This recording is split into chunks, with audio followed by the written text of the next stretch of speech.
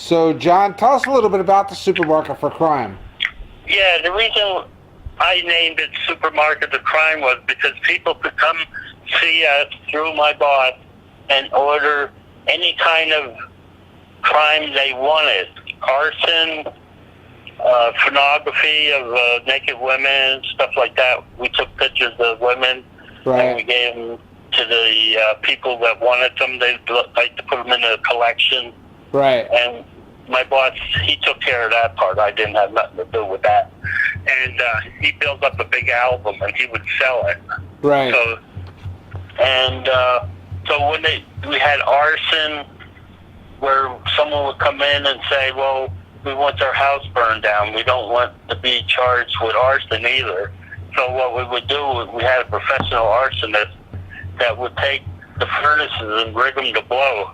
Wow. And, yeah, they would blow up and knock the house down, burn it out, whatever. And then we had another thing where we had stolen items like guns. Like one time we took 100 guns from one person that robbed a gun store. He took a pickup truck. Wait. So he robbed the gun store and then you guys robbed him. He took his pickup truck and ran it in through the door. It was a double door. And he loaded up the guns in the back of his truck after he broke the glass and stuff like that before the cops could get there. Right. Because they didn't have the best of burglary detection that usually people do have nowadays. Sure. You know, you break in, boom, it's off. Sure. And that particular guy there ended up in a river. Not knowingly by us or nothing like that, but he ended in the river with his head face down, sticking out with his body flung up in the air. Wow. Off the bridge. Who'd he piss off? I don't know, somebody. He must have raw dealed someone. Yeah. But as far as I know, we had nothing to do with it. But that's what happened to that court, though. Right.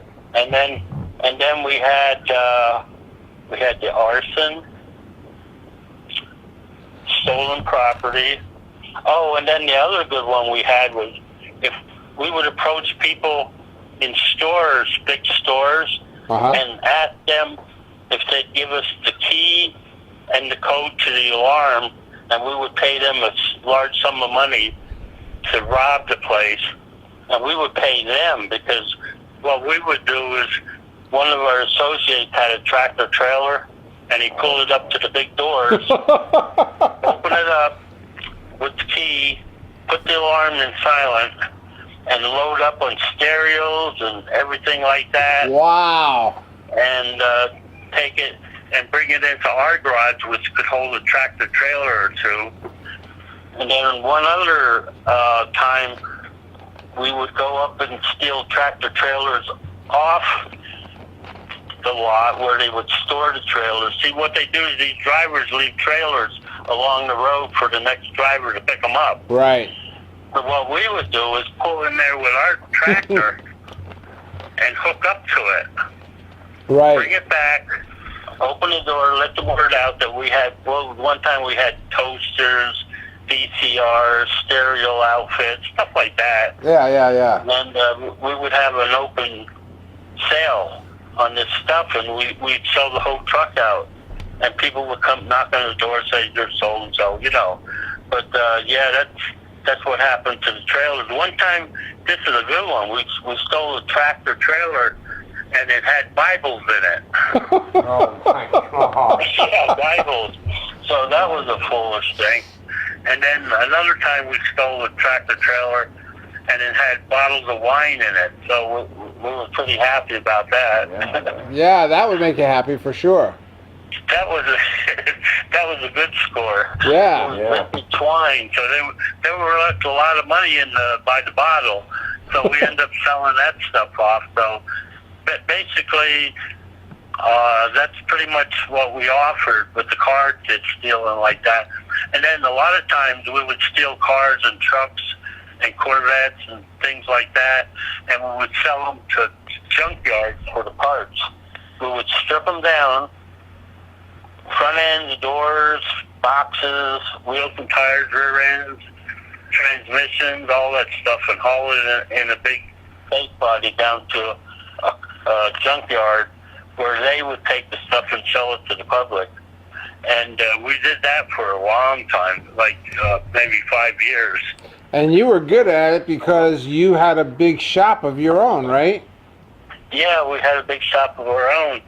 And eventually I got out of that and I went full-time with him because the dealership, we had words, and so it didn't work out. So I went on my own, and he let me take over the body shop that he was renting. Right, right.